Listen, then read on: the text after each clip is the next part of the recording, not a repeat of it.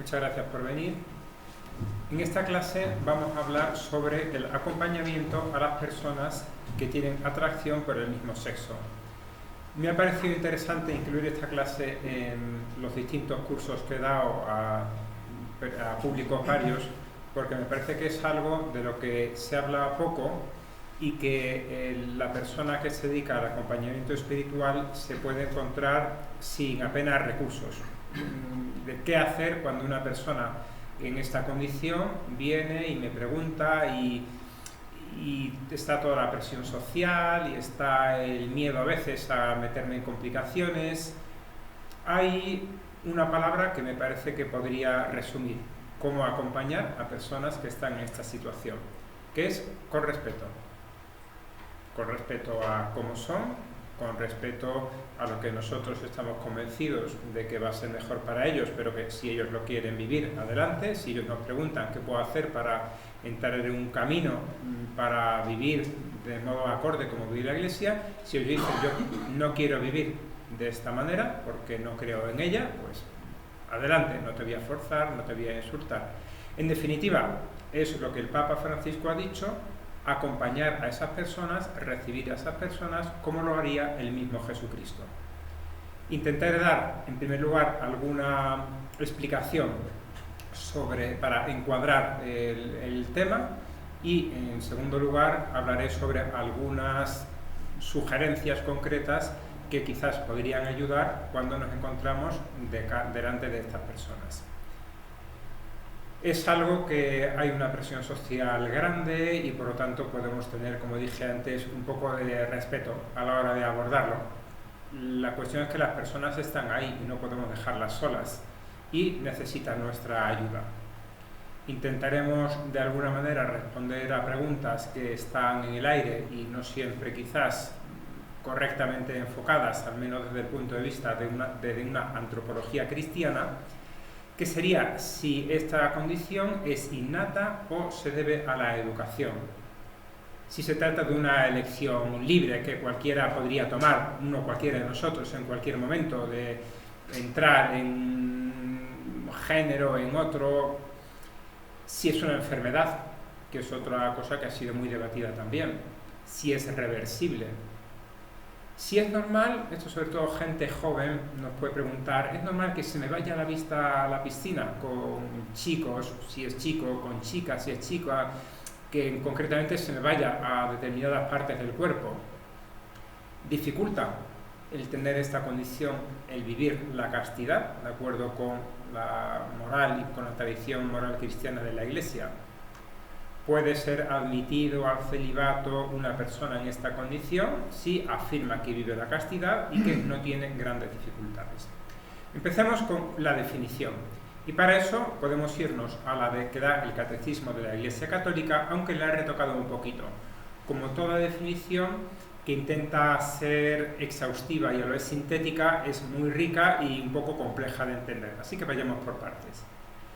Yo lo definiría como la atracción prevalente o exclusiva de carácter persistente por personas del mismo sexo después de la adolescencia. Atracción prevalente o exclusiva. Por lo tanto, una de las preguntas que habíamos hecho al principio puede quedar descartada. Siento algo de atracción por personas del mismo sexo. Sí, pero ¿y con respecto a las personas de otro sexo? No, me gustan también. En ese caso, no llamaría que lo que tienes es homosexualidad. De carácter persistente, no se trata de un momento en el cual, por cualquier motivo, una temporada breve, etcétera, sino que es algo que se mantiene en el tiempo. Y después de la adolescencia, porque en la adolescencia, en la que ya se puede ver quizás que la persona está caminando en la adolescencia, sobre todo en la primera adolescencia, hay tantas crisis de identidad, de quién soy, hay tanto deseo de romper con los tabús, con las imposiciones de mis padres, que puede haber un poco de confusión, no ya de si soy varón, si me gustan las chicas, que no vale la pena todavía colocarle la etiqueta. Esperar, puede estar la persona muy encauzada, pero conviene esperar todavía un poco más. se acompaña de una menor atracción o indiferencia por personas del sexo opuesto. En una ocasión me pidieron que hiciese una breve valoración de una persona que estaba a punto de empezar un camino vocacional y no sabía, le parecía que sí que podía tener esta condición, y una de las preguntas que le hice, que me parece que fue determinante, fue: yo te pongo delante una fotografía de un chico y de una chica, ¿tú con quién te quedas? No, lo que me atrae es el chico, y la chica apenas. Pues esto sería, la cuestión fue, digamos, positiva en el test y se tomaron las medidas oportunas. Y desagrado hacia el contacto físico con personas del sexo opuesto. Esto es especialmente importante porque uno de los modos de camuflar esta condición podría ser: bueno, me caso más o menos, aunque no me atrae, pero estaría con grandes dificultades para cumplir con las obligaciones del matrimonio, hasta el punto de que ese matrimonio, de acuerdo con el Código de Derecho Canónico, sería inválido por incapacidad subjetiva para cumplir con las obligaciones matrimoniales. Es distinto lo que vamos a ver aquí, y apenas lo vamos a tocar, de la confusión transitoria en la adolescencia. Ya más o menos hemos dicho algo. De tener algo de atracción, porque el cuerpo humano es bonito, algunos más bonitos que otros, ¿verdad? Tanto el masculino como el femenino. Por tanto, uno puede gustarle incluso esa corporalidad en su masculinidad, en el caso de los hombres, en su feminidad, en el caso de las mujeres, pero eso no quiere decir automáticamente que tengan esta condición que estamos estudiando aquí. Es distinto de la bisexualidad, que quiere decir que 50-50, que me da igual tener una pareja sexual de un sexo que el otro, porque me producen la misma excitación, placer, colman mis necesidades afectivas, etc. Y es distinto del concepto de gay, que es un poco más complejo. Tal y como se entiende ahora habitualmente, muchos de estos conceptos no son unívocos, y hay gente que lo entiende de modo distinto. Pero tal y como se entiende ahora mismo, gay quiere decir un colectivo de fuerza, muy identitario, muy combativo para conseguir reconocimientos de leyes civiles, incluso para presionar que cambie la doctrina de la Iglesia Católica o la disciplina, para el orgullo famoso, etc. Por lo tanto, nosotros lo que vamos a estudiar es la condición de una persona individual, no la cuestión más compleja que da lugar a estos colectivos. Y por último, es distinto de la transexualidad, que no quiere decir que la atracción sea hacia una u otras personas, sino que la problemática está dirigida hacia uno mismo, que no está conforme con su cuerpo y por lo tanto quiere cancelar los caracteres sexuales secundarios a través, por ejemplo, de ropa muy holgada, o quiere definitivamente eliminarlos a través de un tratamiento médico, ya sea hormonal o quirúrgico. Sobre esto tampoco hablaremos, pero en el debate, si queréis, podemos atender alguna pregunta si la hay. Algunos datos estadísticos. ¿Cómo es de frecuente? Se calcula ahora mismo que está entre el 2 y el 3% de la población general, que es bastante alto, hasta el punto de que muchas veces empiezo este tipo de charlas preguntando al público quién no conoce algún familiar de primero o segundo grado, quién no tiene algún amigo de los de trato más o menos frecuente que esté en esta condición. Yo tengo varios amigos en esta condición, algunos porque he conocido, porque me han acercado a mí, otros porque les conocía de antes y se ha destapado esta situación, y parte de lo que voy a hablar también va a ser de mi propia experiencia de acompañamiento pastoral de estas personas, o de personas a las que no acompaño pastoralmente, sino que simplemente somos amigos y quedamos de vez en cuando.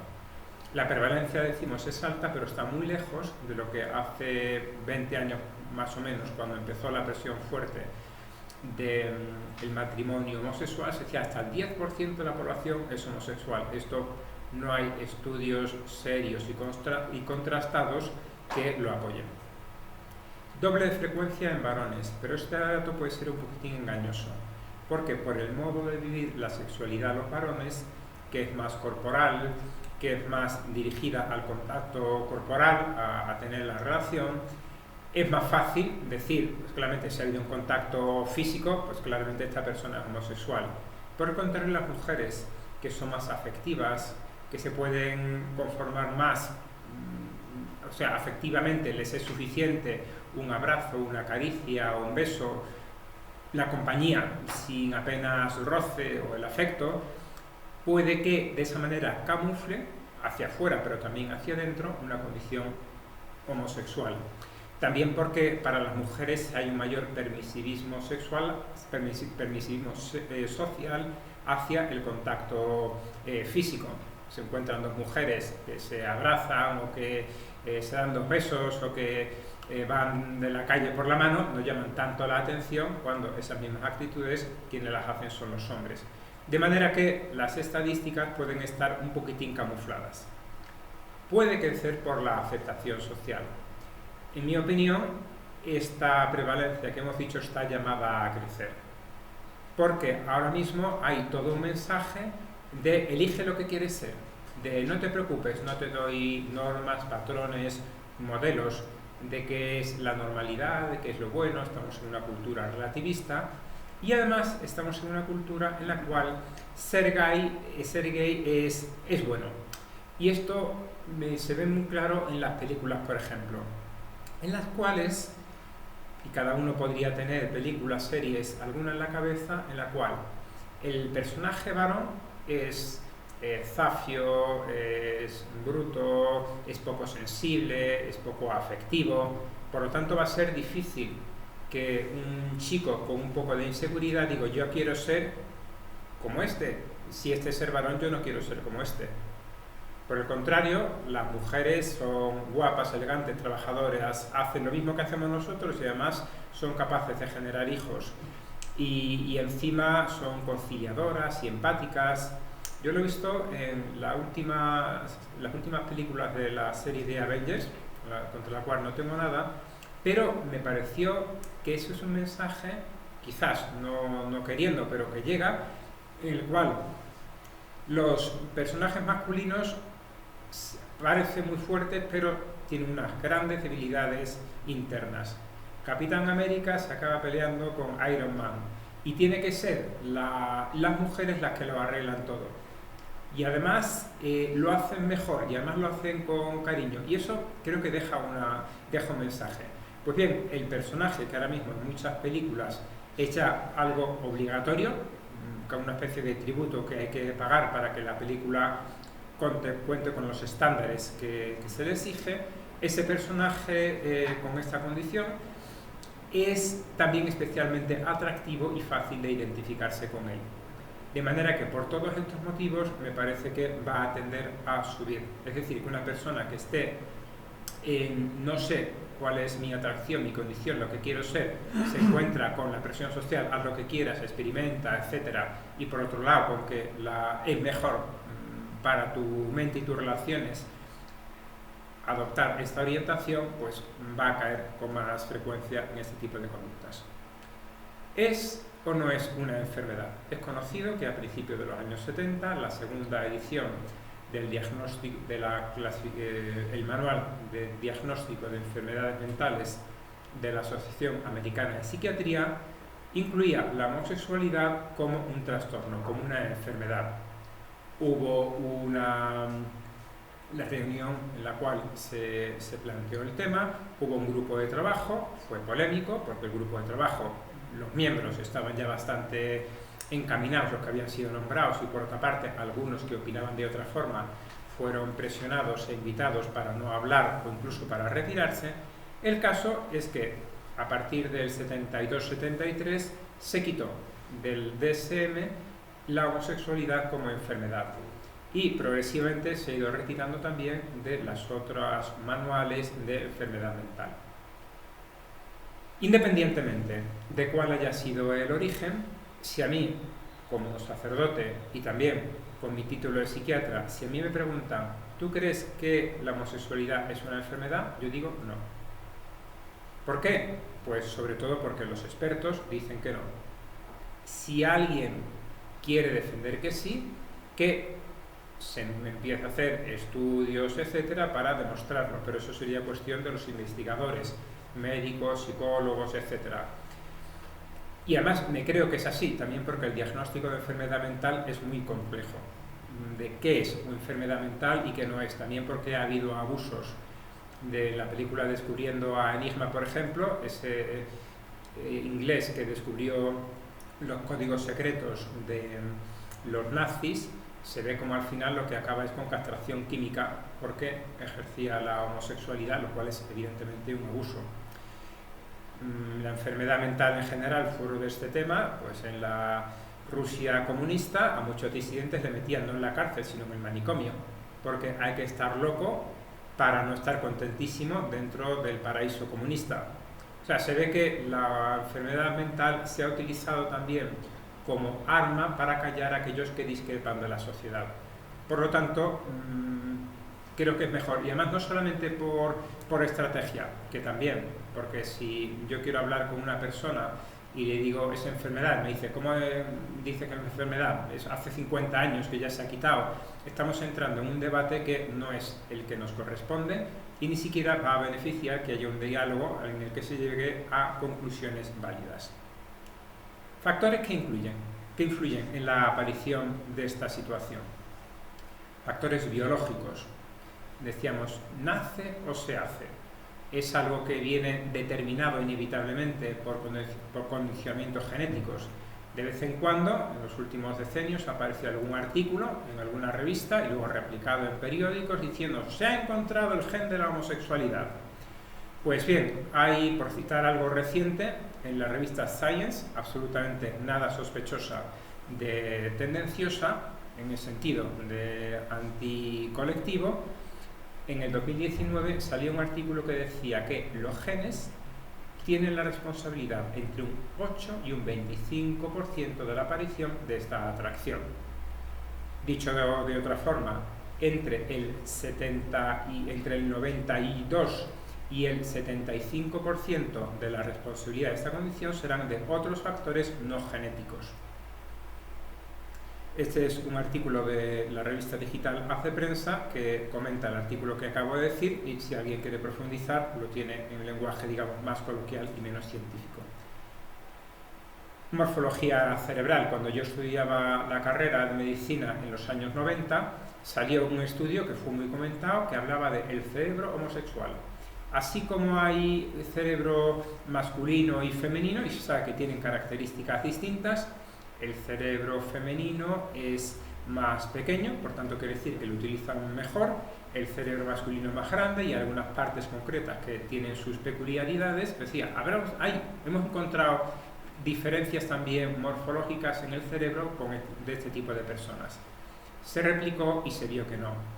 Y además se ha visto que eso no es lo que importa ahora mismo, no va por ahí la presión social que quiere normalizar este tipo de conductas. La presión social va a que da igual lo que tus genes, lo que da igual lo que tú sientes, da igual tu morfología, lo que importa es lo que tú elijas, lo que tú sientas en cada momento, que además puede variar de momento en momento. Están las hormonas. Una de las teorías del porqué de la atracción sexual, en un sentido o en otro, es por la impregnación de hormonas en el cerebro durante el desarrollo embrionario. Testosterona, atracción por mujeres, estrógenos, atracción por varones. Por algún tipo de alteración en la cantidad de hormonas o en los receptores o en los segundos o terceros mensajeros en el cerebro, podría ocurrir que esa base que no es genética, porque es después de que haya habido la concepción, se alterase. Luego estaría el temperamento, determinados rasgos de carácter que cumplen mejor el rol social masculino. Una persona, y esto es también de nacimiento, que es más activa, que es más enérgica, que es más dada a la acción, pues cumplirá mejor el rol masculino y por tanto se identificará mejor con ese rol. Por el contrario, una persona que es más tímida, introvertida, pasiva, puede que no se siente identificado con lo que la sociedad entiende por un varón y por lo tanto diga, pues entonces no soy varón. Limitantes del rol masculino a nivel físico: asma, déficits de movilidad, el hecho de tener gafas desde muy pequeño, que vuelven a lo mismo, que si el varón es el bruto que siempre se está peleando o jugando al fútbol y yo no puedo porque físicamente no puedo, entonces me identifico menos o peor con la figura del varón.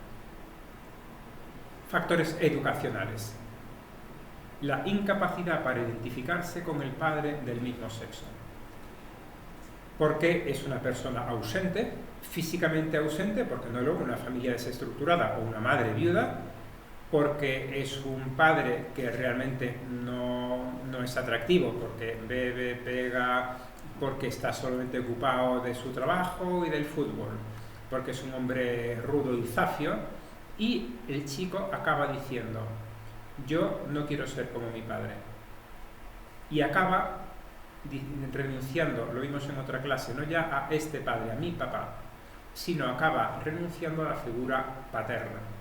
Y en un tercer paso acaba renunciando a la figura del varón. Una sobreimplicación del padre del sexo opuesto, en el caso que estamos hablando, de la madre. Y una incapacidad para identificarse con sus compañeros del mismo sexo, por esas causas que hemos dicho, temperamentales, biológicas, de fuerza física, etc.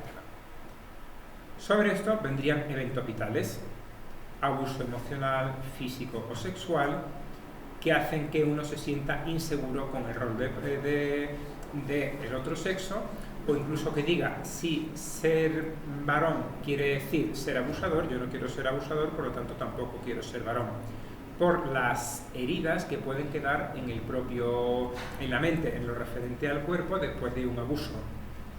Mi cuerpo ha sido mancillado, ha sido violentado de alguna manera, por lo tanto eso provoca un conflicto que puede también afectar a la sexualidad, que es propiamente utilizar el cuerpo en el intercambio afectivo, amoroso y también corporal con otra persona. La pornografía, por desgracia, una vía importante de entrada en personas, sobre todo jóvenes, en esta condición es la pornografía. La pornografía suele tener toda adicción suele tener dos síntomas clásicos: la dependencia y la tolerancia. La tolerancia es que uno necesita cada vez más dosis para obtener la misma estimulación. Más dosis en el caso de la pornografía quiere decir que quien antes conseguía estimularse con chicas en bikini, luego se estimula con fotos de chicas sin bikini, luego con imágenes cada vez más duras, más hard. Y algo tiene la pornografía masculina que es bastante más hard habitualmente que la heterosexual. Esto quiere decir, y me he encontrado varios casos, que un chico que en el inicio de su adolescencia se manejaba y tenía atracción por chicas y tenía incluso sus novietas más o menos, entra en la pornografía, va cayendo también acompañado por otro tipo de factores en pornografía cada vez más dura, y llega un momento que la pornografía heterosexual no le estimula, pero en la vida real tampoco le acaba estimulando las chicas reales, de manera que acaba en esta situación en la cual él, por así decir, no estaba abocado desde su infancia a adolescencia, sino que ha sido algo puesto por estas imágenes que ha estado consumiendo. Rechazo por parte de sus iguales, no ya que él no es capaz de estar, sino que encima los otros le dicen: como no juegas al fútbol, como tienes esta forma de ser, de actuar, como tienes estos marianismos, eres una niña.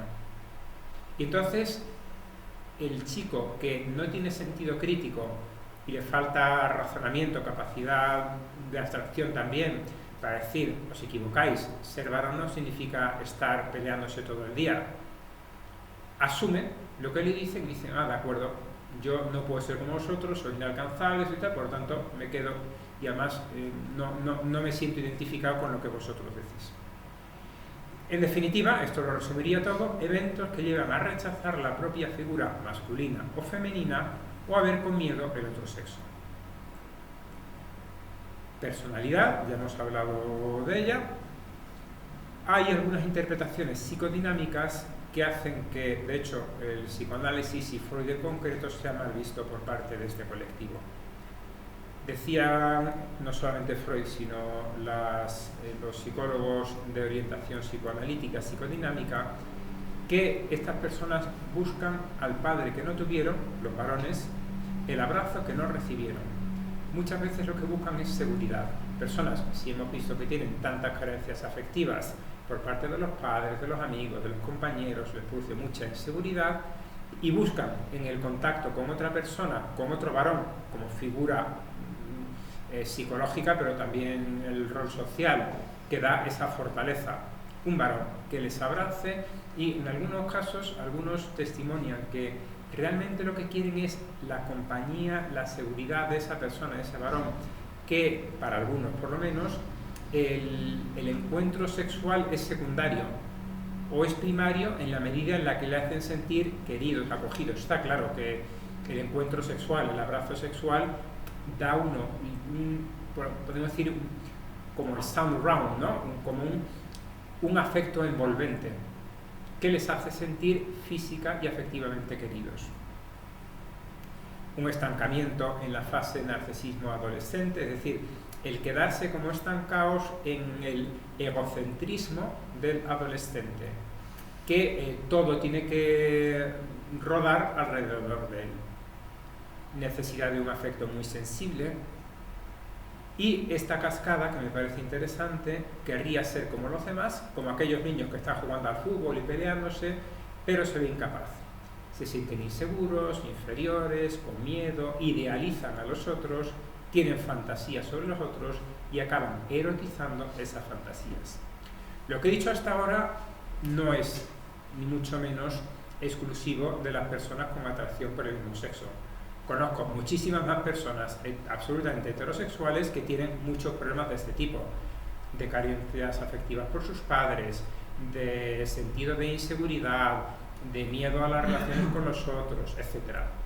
Pero, no digo todos los homosexuales, pero sí todos los que yo conozco cumplen en mayor o menor medida este patrón, especialmente el de padre inabarcable, padre con el que yo no me puedo identificar, y madre sobreprotectora. La homosexualidad femenina tiene sus características propias. Hay un libro que me parece especialmente interesante para, en general, entender la psicología femenina, que es este que viene aquí, Erótica y Materna, de Mariolina Chiriotti Migliarese, que es una neuropsiquiatra italiana, que, aparte de explicar, yo lo suelo recomendar tanto a maridos como también a sacerdotes, porque a veces se dice, la mujer no hay quien la entienda. Bueno, y tú cuando no entiendes un problema de matemáticas, ¿qué haces? Te lees un libro, lo estudias y al final muchas veces acabas entendiendo por lo menos algo, o la teoría de la relatividad o lo que sea. Las mujeres no hay quien las entienda. ¿Has probado a estudiar y a intentar entrar en su psicología? Entre otras cosas, habla también de la homosexualidad femenina brevemente y dice que el mecanismo psicológico sigue siendo el mismo. No es que fuese madre ausente y padre sobreprotector, sigue siendo padre ausente. Y la madre sobreprotectora hace algo así como que el cordón umbilical no termina de cortarse y esta chica tiende a replicar el rol materno con su partner sexual femenino. O tiende a replicar la relación con su madre con esta persona, o a buscar a una madre a la persona con la cual entabla esa relación de pareja. Pasamos a algunas intervenciones del magisterio, muy rápidas, porque son conocidas y están disponibles en la web del Vaticano. La primera que nos interesa es la Declaración Persona Humana sobre ciertas cuestiones de ética sexual, del año 1975. Más profundamente es también de la Congregación para la Doctrina de la Fe, la Carta sobre la Atención Pastoral, Homosexualitatis Problema, año 1986. Algunas consideraciones sobre el concepto de discriminación a las personas homosexuales, año 1992, que sigue siendo muy actual, porque gran parte de las quejas es, nos estáis discriminando cuando tomáis determinadas decisiones. Pues vamos a ver qué significa discriminar. Creo que da muchos argumentos. Acerca otra declaración de la Doctrina de la Fe sobre el reconocimiento legal de las uniones entre personas homosexuales, año 2003. Y por último nos centramos en el Catecismo de la Iglesia Católica, que le dedica 3 puntos. En el primero dice que los actos homosexuales son intrínsecamente desordenados, porque son contrarios a la ley natural, porque están necesariamente cerrados a la vida, porque no incluyen esa complementariedad afectiva y sexual. Hay ciertamente que profundizar en estos argumentos, sobre todo en una sociedad que no admite la naturaleza, sino que estamos en una sociedad relativista, que no admite la ley natural, ni el condicionamiento ni siquiera biológico de que uno es varón porque tiene los cromosomas y el fenotipo externo de varón. Creo que es un reto, y especialmente para los que nos dedicamos a la investigación y a la enseñanza, conseguir argumentos no solamente para las personas que van a admitir el catecismo, sino también para las personas dentro o fuera de la Iglesia que lo ponen en duda. Segundo punto, hablando no ya de los actos, que era el punto anterior, sino de las tendencias. La tendencia no es pecado, pero tampoco se puede decir que sea neutra o incluso buena. Es una inclinación objetivamente desordenada, en cuanto que es algo que empuja hacia los actos que sí que son objetivamente desordenados.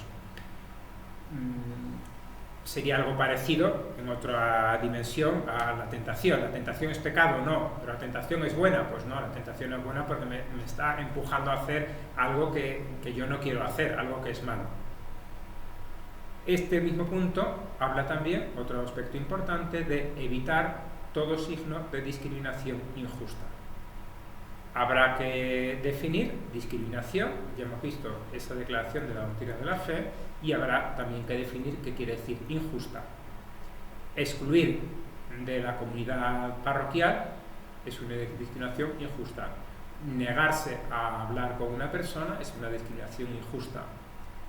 Negarles el acceso al sacerdocio y de las órdenes, veremos a continuación, no podría tener por qué ser injusta, porque la Iglesia Católica, como cualquier institución, puede tener reglas que digan qué personas, en qué condiciones y por qué pueden o no pueden ser admitidas a determinados oficios. Y por último, básico, las personas homosexuales están llamadas a vivir la castidad. Cuando alguno me dice, es que me cuesta mucho, pues mira, quizás yo también tengo que vivir el celibato. Tú, si tu inclinación es clara, pues tendrás que hacer el esfuerzo que hacemos nosotros y crear hábitos y virtudes, etcétera, etcétera, y es posible. Y es posible además sin estar condenado a una vida infeliz. Como los sacerdotes no estamos condenados a una vida infeliz. Tendrás que salir de ti, tendrás que tener amigos, amigas, relaciones sanas, tendrás que estar puertas abiertas para tener una vida social enriquecedora, y necesitarás amigos de verdad íntimos con los cuales puedas compartir las cuestiones que son más alegrías, tristezas, etc. Esto nos abre una nueva pregunta, y es, ¿estas personas pueden tener mayor dificultad para vivir la castidad? En mi experiencia, no todos, pero algunas personas sí. ¿Por qué? Por ese, por así decir, agujero negro de cariño que tienen, que les puede llevar a requerir manifestaciones de afecto muy claras, muy sensibles, muy palpables. Y está claro que un apretón de manos y un abrazo entre amigos es un afecto menos palpable que el abrazo sexual. ¿Qué decir respecto al acceso a la vocación al celibato? Lo veíamos en otra clase, que la Congregación para la Educación Católica en el año 2005 era la que tenía las competencias para los seminarios. Decía que la Iglesia, respetando profundamente a estas personas, no puede admitir al seminario ni a las órdenes sagradas, ojo, seminario ni órdenes, no es ya que entre y ya veremos, es que ni siquiera mejor que entre. Practican la homosexualidad, presentan tendencias homosexuales profundamente arraigadas o sostienen la así llamada cultura gay. Y en caso de que fuese solamente una cuestión transitoria, por ejemplo durante la adolescencia, deben haber sido superadas al menos 3 años antes de la ordenación diaconal. En este caso es muy importante decirle a esa persona que estamos buscando su propio bien. Este mismo texto fue recogido para la última edición de la Ratio Institutiones Sacerdotalis de diciembre de 2016. Los argumentos que se dan son de madurez afectiva, de todo lo que hemos dicho antes, y son de ser capaces de tener una relación sana, variada, de mutuo intercambio de afecto con personas de uno y de otro sexo. Hay que decir además a estas personas que el seminario para ellos, especialmente cuando tienen dificultades de estas transitorias, ¿no? Y de esta persona se podría enderezar con un determinado acompañamiento, con unas relaciones adecuadas, etc. Yo suelo recomendar: sal de una casa de formación, la que sea, y entre a un ambiente mixto. Y en algunas ocasiones me ha dado, sin entrar siquiera en psicoterapia, me ha dado frutos sorprendentes. Recuerdo una persona así que, entrando en el camino vocacional, le habían dicho: bueno, ya con las chicas tienes que ir cortando, ¿eh? Era joven profesional y efectivamente pues, cortó de una manera radical. Y me contó, había tenido incluso alguna experiencia con personas del mismo sexo. Yo le dije: mira, rompe el muro que has hecho porque es muy artificial y te está liando. Porque el eros existe. Y si tú cortas completamente el trato con personas del otro sexo, tu eros se puede estar rebotando contra ese muro y entrando hacia personas del mismo sexo. Dije: rompe el muro y empieza, ya que estás en el trabajo, todavía no lo has dejado, entra en contacto, cuando no ya que busques, y si no, pues cuando te diga una chica: ¿quiere tomar café? No digas como antes: no, solamente soy hombre. No, vete con ella, o entra, ve a comer con tus compañeras, etcétera. A las 2 semanas, y recordar que una persona que absolutamente convencida de su condición y que había tenido contactos, me dice: padre, por primera vez en años estoy empezando a tener que guardar la vista con las chicas. Bien, vamos bien. Por el contrario, si a esta persona le admitimos en una casa de formación, el eros solamente va a poder ir hacia lo que tiene a mano, que van a ser personas del mismo sexo, con las cuales además está viviendo en su casa. Y en su casa uno tiende a relajarse y a ponerse en alpargatas, ¿verdad? Es decir, va a coincidir con ellos en desayuno, comida y cena, en la piscina y en el deporte, a la salida de las duchas, y bueno, pues eso va a suponer para él una carga también de erotización al ver el cuerpo decente, pero más ligero de ropa, que le puede hacer daño. De hecho, está demostrado que hay que en los ambientes en los que solamente hay personas del mismo sexo es más fácil que surja la homosexualidad. Y se ha descrito en cárceles, en naves, en barcos y en casas de formación de instituciones de cualquier tipo. Por tanto, a esa persona, si le admitimos, le podemos estar haciendo daño, porque le podríamos estar cristalizando esa tendencia que quizás en otro ambiente más abierto se podría reencaminar en otra dirección. Yo a veces les pongo como ejemplo: mira, imagínate que en esta casa de formación, seminario, lo que sea, fuese mixto, y que hubiese pared con pared, o incluso en habitaciones compartidas, como la hay en muchas de estas casas, chicos y chicas. Oye, a mí me costaría mucho trabajo vivir la castidad, y en ocasiones entrarían 25 en una promoción y saldrían 27, porque el contacto físico cercano y el convivir pues despertaría también cuestiones eróticas. Esto no es solamente una cuestión de determinados documentos, sino que el Papa Francisco, en un libro de entrevista que salió hace 3 años, La fuerza de la vocación, decía: la cuestión es muy seria. Hay que discernir adecuadamente desde el comienzo con los candidatos, también cuando la mentalidad social va en otra dirección. Y decía, comentando la conversación con un formador religioso, ese formador le decía: en definitiva, no es tan grave, es tan solo una expresión de afecto. Esto es un error. No es la expresión de un afecto. En la vida consagrada y en la vida sacerdotal, este tipo de afectos no tienen cabida.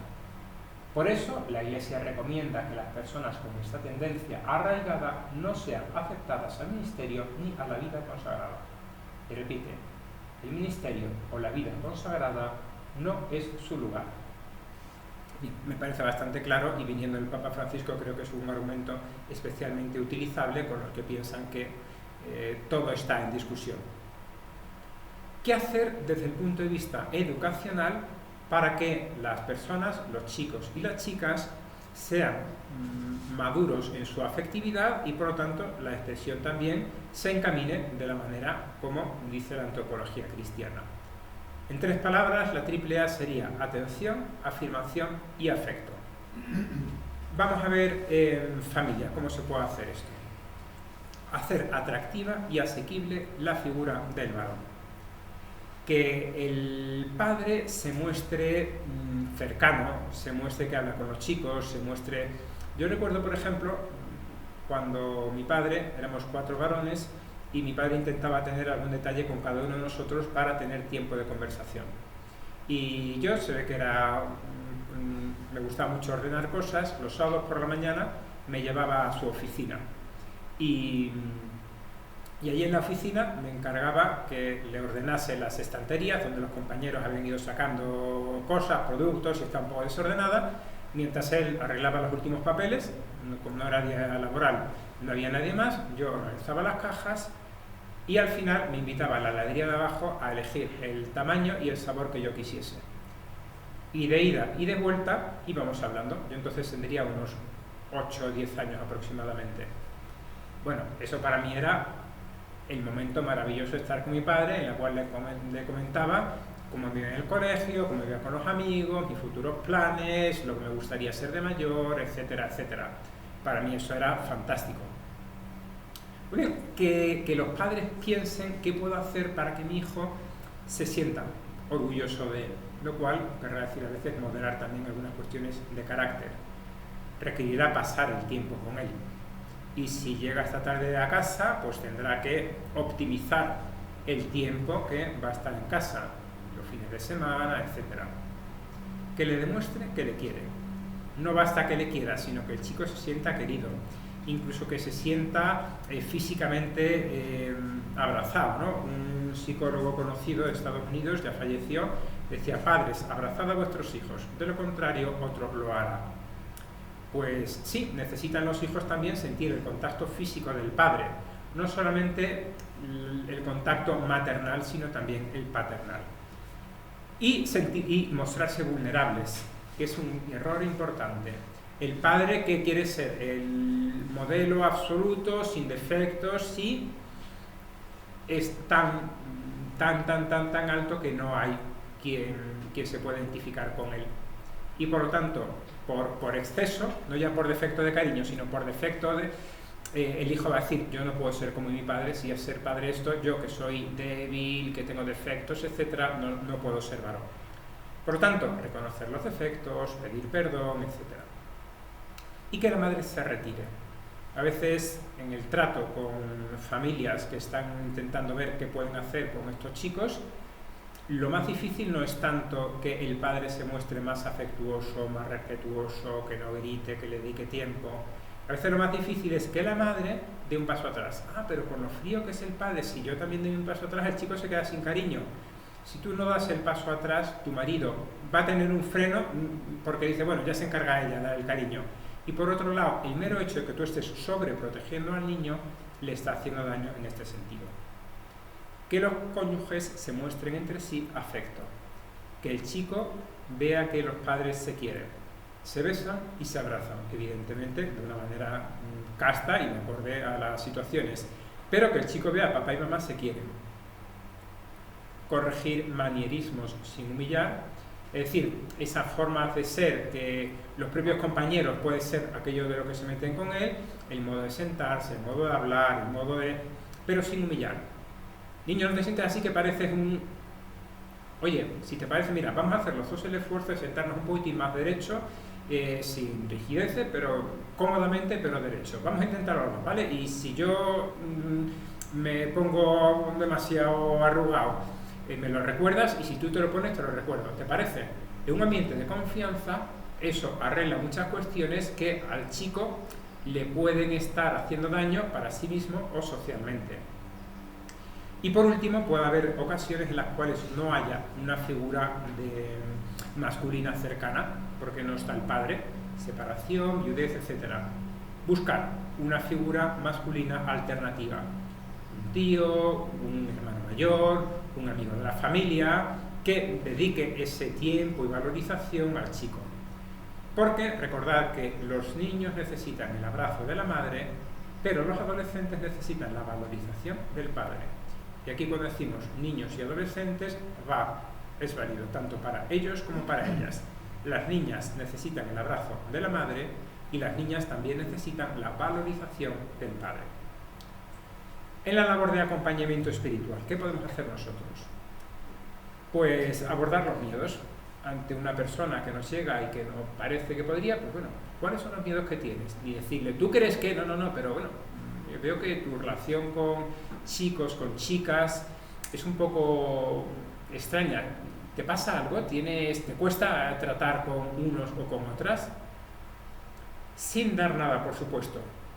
Uno de los primeros chicos que se me acercaron diciendo creo que tengo atracción por el mismo sexo, yo le corté rápidamente diciendo no, eres adolescente, estás en la edad, no te preocupes, Le dije, espere padre, déjeme hablar, y después me contó la situación en la que estaba y le dije, verdad, ya aprendo a que mejor me callo a que hable la persona antes de dar las recetas.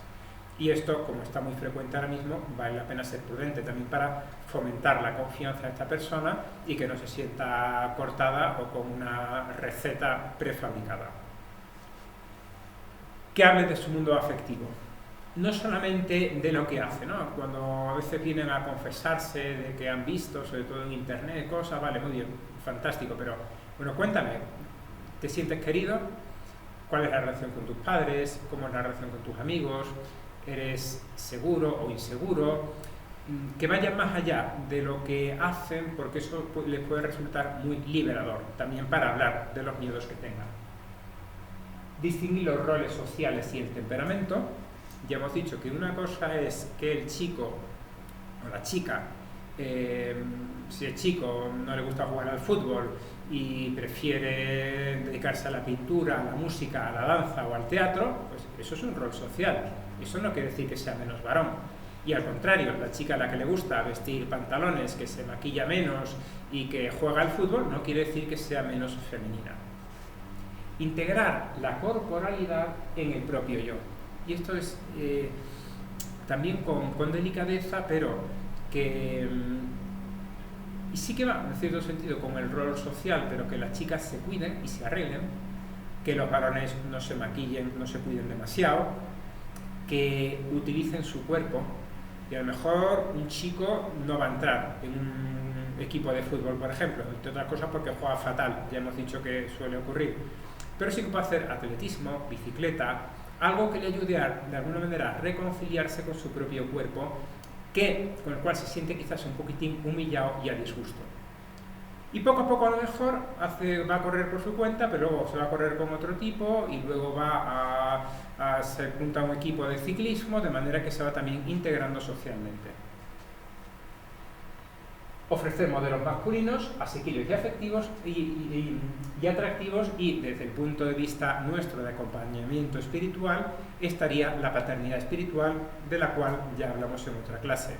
Nosotros podemos ofrecer un modelo masculino que da afecto, que da exigencia, que respeta, que no invade, y que es viril en su forma de tratar, en su forma de manejarse con los demás. Que trate personas de su edad y sexo, que no tenga miedo de tratar a los varones o a las chicas en el caso de ellas, que vaya buscando su grupo de amigos, porque de esa manera deja de tener esa idealización que puede dar lugar al amor platónico, y del rosa va al verde y del verde va al negro, y de su misma edad. No personas mayores o menores. El objetivo de cada persona, independientemente de la edad, también para nosotros, es tener las habilidades sociales con las personas de nuestra propia edad.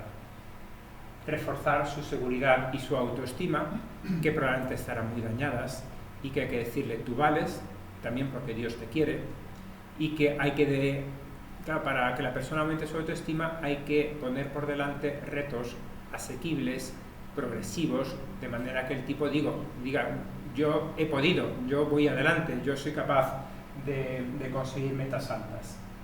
y no poner barreras al otro sexo, porque si no, como en el ejemplo que puse, se convierte en fruta prohibida, sin tampoco sobreimplicarse, porque es frecuente que chicos de estos con dificultad para identificarse con los varones se van con las chicas y a veces acaban convirtiendo en una muñequita más de las chicas, que le cuidan, le peinan con la ropa, ya sean las amigas del colegio, ya sean las hermanas.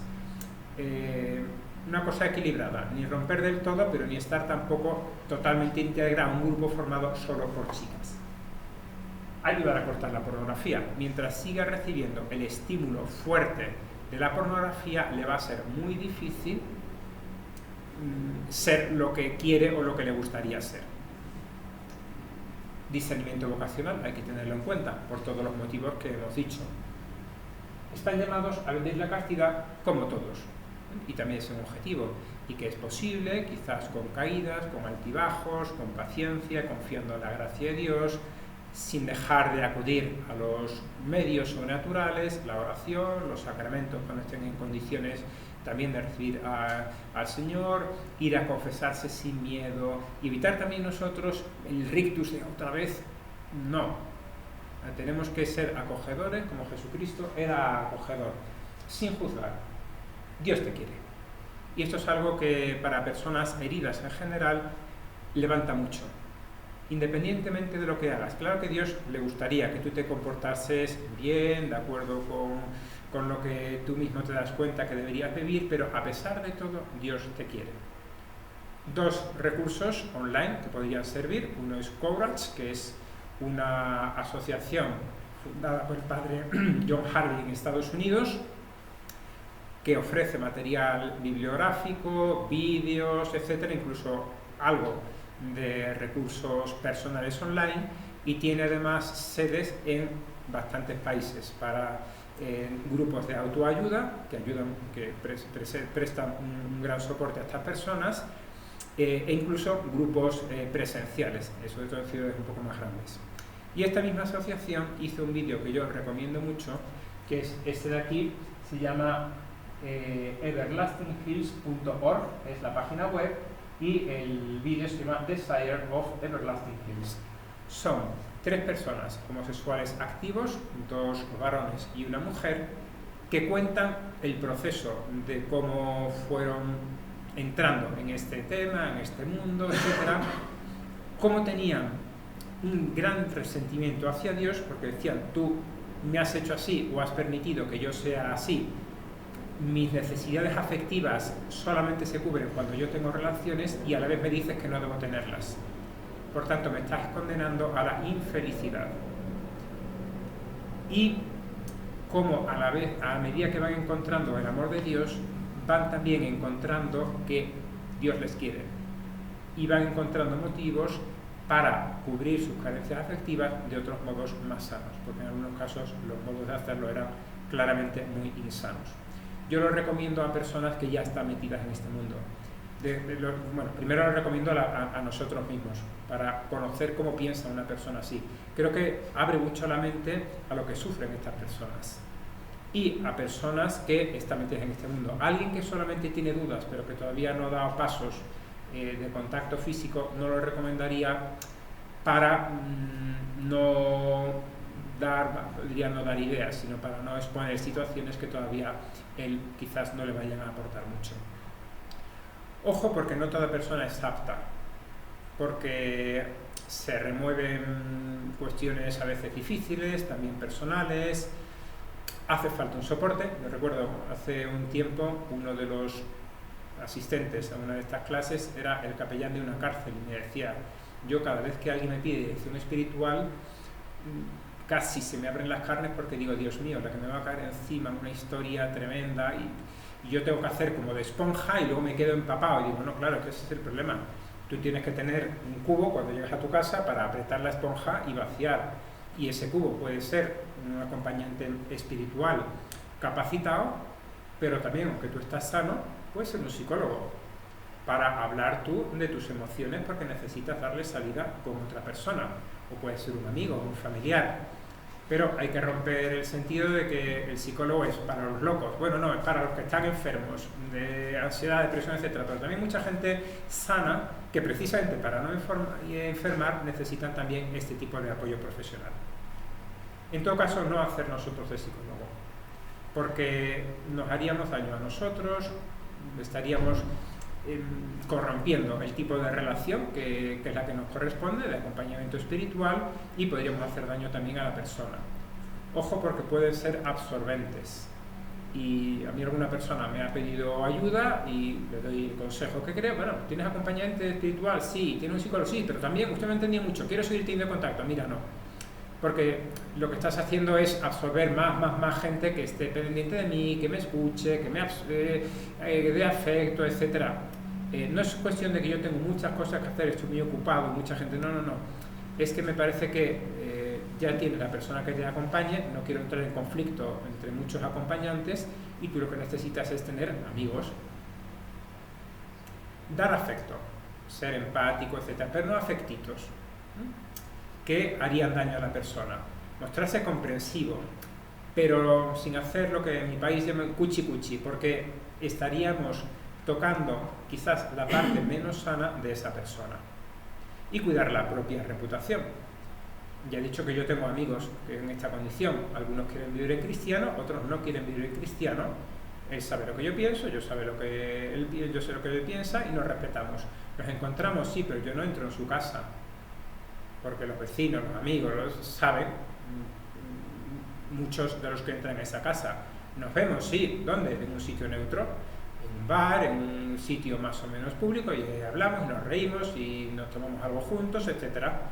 Pero hay que cuidar, ¿no? Lógicamente, yo me haría mucho daño para mi reputación y para mi propia dignidad el que alguien hace una foto y dice: mira el padre tal saliendo de casa de fulanito reconocido. Bien. Y ojo a sexualizar la relación, porque el acompañante es alguien que le da afecto, es alguien que le escucha, es alguien que muchas cosas más, que le valoriza, y que en muchas ocasiones es del mismo sexo. Por lo tanto, esa persona puede resexualizar la relación, o incluso el propio acompañante puede sexualizar la relación.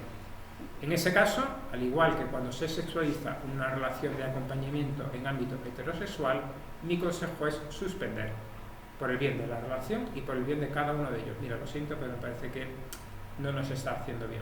Te voy a poner en contacto con otra persona, va a ser duro para ti, la verdad es que para mí también va a ser duro, porque me cae muy bien, porque hemos avanzado mucho, pero lo mejor es cortar por lo sano. Y no casar para normalizar, ya hemos dicho.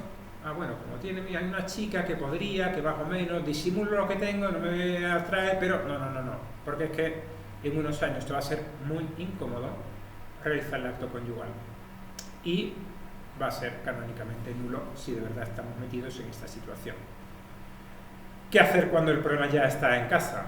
Pues detectarlo desde el principio, primero signo, pues revistas, amigos, paso por la puerta a la habitación con la puerta abierta y veo lo que está viendo, o veo el historial de búsquedas, o veo la revista que tiene, o me han dicho que el amigo con el que está tiene esta condición. Y en estos casos evita la conspiración de silencio, tan frecuente en muchos hogares. Estamos hablando de hogares en los que el diálogo brilla por su ausencia. Y yo sé que tú sabes que yo sé, pero nadie dice nada. No. Hay que romper el hielo. ¿Cómo? Con quien sea. Hablando con la persona con la que se tenga más confianza. Los dos juntos, primero con papá, primero con mamá. Es mejor que sea la persona quien primero hable. Y si es necesario, una segunda conversación, y para dar paz, que esté también el acompañante si nos lo pide, y si no nos lo pide, que es mejor que se haga cargo él solo. Esa triple A de la que hemos hablado antes: atención, estar pendiente de la persona, afirmación, te quiero como eres, aunque no me guste lo que hagas, y afecto. Mostrar, lo pongo en cursivas, aceptación incondicional por la persona. Te quiero, así como eres, aunque no cambies, te voy a seguir queriendo. ¿Qué hacer ante la pareja? Que es algo que hace sufrir mucho a las familias. Pues diría evitar los dos extremos. Entre decir: esta persona no entra en mi casa, no hablo con él, porque le estás diciendo a tu hijo, por ejemplo, que tienes que elegir entre la pareja y yo. Y esa pareja probablemente sea la persona más importante en la vida de ese hijo. Por lo tanto, le estás poniendo casi de patitas en la calle queriendo cortar el contacto con él. Cuando pasan los años y si este hijo tiene un accidente, una intervención quirúrgica, etcétera, y intentas interesarte, llamas a casa, agarra el teléfono la pareja, ¿quién eres? Soy su padre. Ah, tú que me has colgado tantas veces, pues ¿sabes lo que te voy a hacer yo a ti? Colgarte también. Extremo opuesto sería bueno, pues que organizamos una comida familiar, un fin de semana en la casa familiar, vienen todas las parejas, todos los matrimonios con su mujer y sus hijos, y estos pues como pareja, como matrimonio, tienen su habitación junto. Hombre, pues no parece tampoco adecuado. ¿Habrá que explicarlo? Pues sí, claro, habrá que explicarlo, habrá que dar razones. Y habrá que decir que mira, es que no es esto el modelo que yo he querido de familia, no es esto lo que yo quiero que vean tus sobrinos. Y una cosa que me parece muy importante y que va también, tiene también que ver con la orientación que estoy dando a esta clase. Yo, como he dicho, tengo amigos que están en esta condición. Y yo les respeto, de verdad, y ellos lo saben y me lo agradecen. Y yo tengo un respeto grande por la libertad y por la conciencia. En primer lugar por la mía, por mi propia libertad y por mi propia conciencia. Y yo eso lo reclamo ante aquellos que intentan silenciarme cuando yo doy una clase como esta, que espero colgar en YouTube y que se respete mi modo de ver las cosas y mi modo de acompañar a estas personas.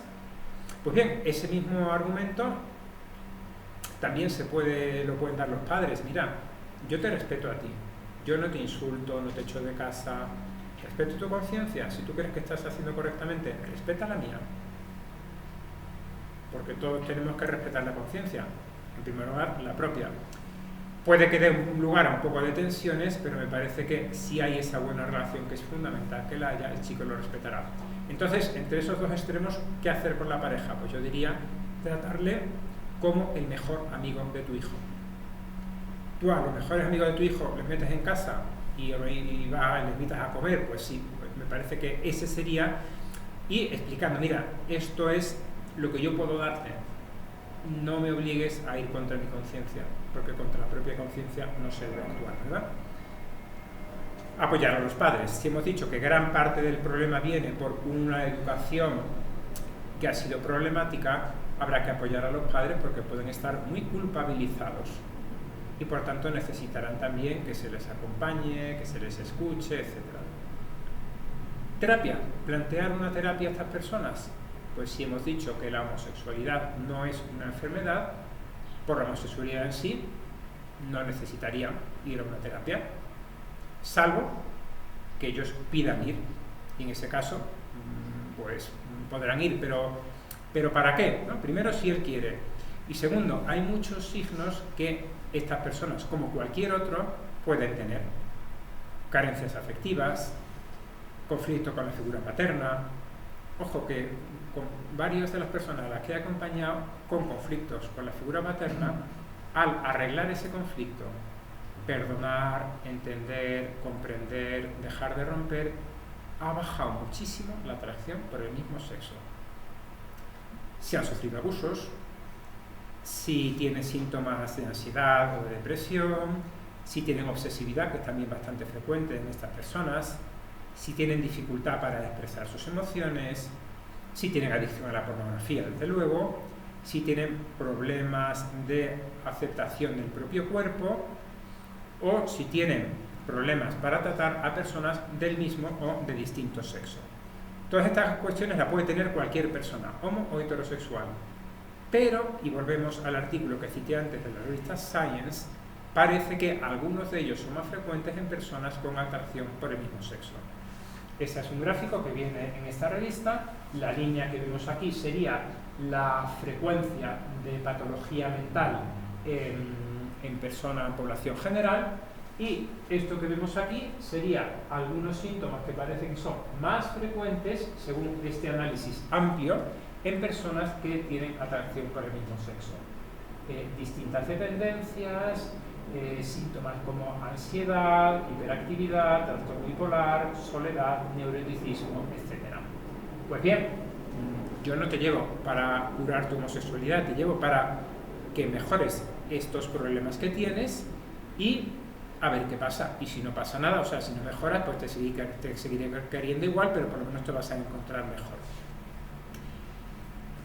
Debido a lo que hay que hacer con ellos, que es sobre todo abordar muchas heridas biográficas, es mejor un psicólogo que un psiquiatra, salvo que además necesite medicación.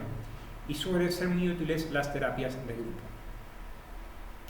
Es más difícil de cambiar cuando hay una personalidad de base herida, cuando hay experiencias traumáticas, cuando ha habido relaciones sexuales. Ya cuando se ha cruzado ese umbral, de alguna manera se queda más fijada la atracción, de manera que es posible el que se reduzca, pero va a ser más complicado. Si están inmersos en la cultura gay, es decir, si sus amigos, salidas, ambientes, etcétera, son todo de este tipo. Se suele decir, con esto ya prácticamente acabamos, que en el cambio, cuando lo hay, cuando la persona lo busca, lo quiere, suele haber una primera fase de resistencia, una segunda de aparente conformidad, la cual, venga, así nos ponemos a trabajar estas cosas, pero con resistencia secreta hasta que se llega a lo que hay que conseguir, que es la alianza padre-hijo, que tiene que ser sincera. El camino no es fácil, hay sus altibajos, hay sus caídas, ante las cuales no hay que desesperarse, sino que hay que mostrar siempre la mano tendida y misericordiosa de Jesucristo. Recordar que la paciencia no es simplemente la capacidad de esperar a que se arreglen las cosas, sino la actitud que tenemos mientras esperamos. Pues muchas gracias. Si hubiese alguna pregunta. La terapia de aceptación y compromiso, que yo he escuchado como una opción más o menos mejor para acompañar a las personas, porque al final vincula o puede vincular lo que sería la espiritualidad y la cuestión de los valores, y por ahí encauzar a la persona y ayudarle a superar. Sí, hay muchas terapias de este tipo basadas sobre todo en psicología positiva. Psicología positiva quiere decir que no se encarga solamente de ayudar a personas enfermas, sino a personas sanas, pero tomando pie de conocimiento de psicología, como en parte estamos haciendo aquí, ayudarles a ser mejores. No todas tienen una base antropológica fuerte, algunas son de mírate delante del espejo y di yo valgo, yo valgo, yo valgo, hasta que te lo creas y entonces tira para adelante y aumenta tu autoestima. Esas son terapias muy frágiles, porque como que repiten mil veces una mentira hasta que se convierta en verdad, pues no sirve para nada. Pero otras muchas sí que sirven y dan ideas, y algunos autores estamos citando aquí, o he tomado ideas, aunque no lo haya citado. Pongamos Stephen Covey, de sus 7 hábitos para ser altamente eficiente en la vida. Está Jordan Peterson, por ejemplo, es otro que ha sabido dar ideas e ideales grandes que ayudan a la gente a querer ser mejor, con una base antropológica bastante, si no cristiana, por lo menos compatible. Y a nosotros puede servir que, si cambio para la pastoral juvenil o con gente no muy mayor, o sí mayor, doy la doctrina, los argumentos de esa manera, voy a llegar mucho mejor. Gracias. ¿Cómo ayudar a un sacerdote homosexual? Pues un sacerdote que se encuentra ante esta condición tiene que, en primer lugar, vivir la castidad. Y eso debe saberlo. Habrá que ver cuáles son las dificultades que tiene ahora mismo. Entonces, habría dos cosas. La cosa más inmediata, y casi me atrevo a decir que no es la más importante, es que él viva la castidad, y para eso tendrá probablemente que quitar contactos de su teléfono móvil, que dejar de frecuentar ciertos ambientes, que contar con ciertas personas, que tener un recurso para los momentos bajos, porque muchas de estas personas, cuando tienen contactos, es cuando se encuentran solos, cuando hablan su idioma, cuando necesitan afecto, en definitiva. Si es que te lo dicen, yo no quiero sexo, yo quiero afecto. Y la tarea de acompañamiento será, vamos a encontrar otras vías de afecto que a ti no te hagan daño y no hagan daño a tu vocación. Por otro lado, habría que abordar todos los aspectos más profundos que hemos dicho que pueden estar en la base. Quizás no lo estén, pero podrían serlo. Y en ese caso, si la persona quiere, podría tomar contacto con un profesional que le vaya a ayudar a ver cuáles son esas heridas y esas carencias. ¿Se pueden arreglar? Algunas sí y otras no. Pero en la medida en la que se afrontan y se hacen conscientes, la persona, independientemente de quién sea y de su condición eclesiástica, le va a ser mucho más fácil entenderse, comprenderse y por lo tanto dar una respuesta más sana a aquellos impulsos que puede tener. Por tanto, el acompañamiento en estos casos son dobles. A una persona así, además, el vídeo que he dicho de Courage creo que le podría ayudar también a encontrar el amor de Dios dentro de su situación, que objetivamente es dura. El segundo video parece que no está en español, ¿no? Tiene subtítulos. Está siempre en inglés, pero tiene subtítulos en casi todos los idiomas. Lo dejamos aquí entonces, nos damos un ratito de descanso y pasaríamos después a la última clase por fin. Muchas gracias.